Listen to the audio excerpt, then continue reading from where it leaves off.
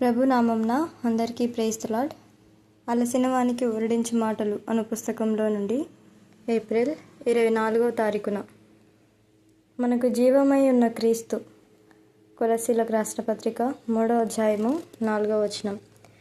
మందసమును మోయి యాజకులు ప్రజలు ఆవల వైపునకు వెళ్ళు వరకు వారు నదిలోనే నిలిచి ఉండిరి. ఒకరు కూడా విడిచిపెట్టబడకుండా అందరూ నది దాటి వెళ్ళిరి. దేవునికి సంబంధించినంత వరకు ప్రతి విశ్వాసి స్వాస్థ్యమును పొందినట్లు దేవుడు తగిన ఏర్పాటు చేసెను.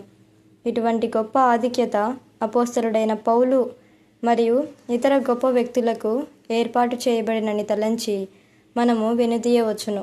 ఎవరైతే యేసుక్రీస్తు ప్రభువు యొక్క శిలువయందు విశ్వాసముంచుదురో వారు తమ స్వంత సామర్థ్యముపై ఆధారపడకుండా విశ్వాసముతో యేసుక్రీస్తు ప్రభువు యొక్క విజయమును తమ హక్కుగా పొంది స్వాస్థ్యములో తమ భాగమును పొందవచ్చునని దేవుడు చూపించుచున్నాడు.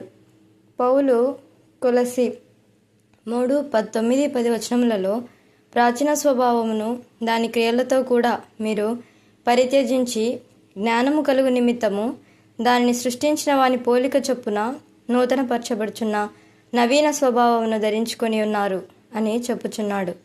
నది దాటుట అన్నది ఇశ్రాయేలు ప్రజలు తమ పాత జీవితమును విడిచిపెట్టి నూతన జీవితంలోనికి ప్రవేశించుచున్నారని దానిని తెలియజేయుచున్నది. విశ్వాసము ద్వారా యేసుక్రీస్తు ప్రభువు పాప స్వభావంతో కూడిన పాత పురుషుని తొలగించి వేసి ఆయన మృతులలో నుండి తిరిగి లేచుటను బట్టి విశ్వాసముతో నూతన జీవమును బయలుపరచనని మనం చెప్పగలము. ఆ జీవము ద్వారా పరలోక స్వాస్థ్యమును పొందినట్లు మనము సిద్ధపరచబడగలము. మన అనుదిన పనులను చేసుకున్నటకు శరీర బలం కొరకు మనకు ఆహారము అవసరమైనట్లు అనేక విధములైన శోధనలు ఎదుర్కొనుటకును వివిధ బాధ్యతలను వహించుటకును మనకు యేసుక్రీస్తు ప్రభువు యొక్క జీవము అవసరమై ఉన్నది. మనము సరిగా భోజనం చేయని యెడల మన శరీరము మనతో సహకరించదు. ఒకేసారి తినివేసి ఎక్కువ కాలం బలంగా ఉండవలనను సాధ్యము కాదు. దినమునకు 2-3 పర్యాయములు భోజనము అవసరమై ఉన్నది. ఆత్మీయంగా కూడా ఇదే సత్యము. మనము బలపరచబడుటకు యేసుక్రీస్తు ప్రభు యొక్క జీవము మనము విశ్వాసముతో స్వీకరించవలెను.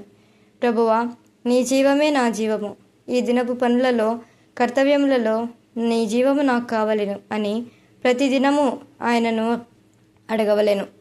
ఈ విధముగా మనం బలపరచబడి మన బలహీనతలను జయించగలము. లేని యెడల మనం తప్పక తప్పిపోయి బలహీనులముగానే యుందుము.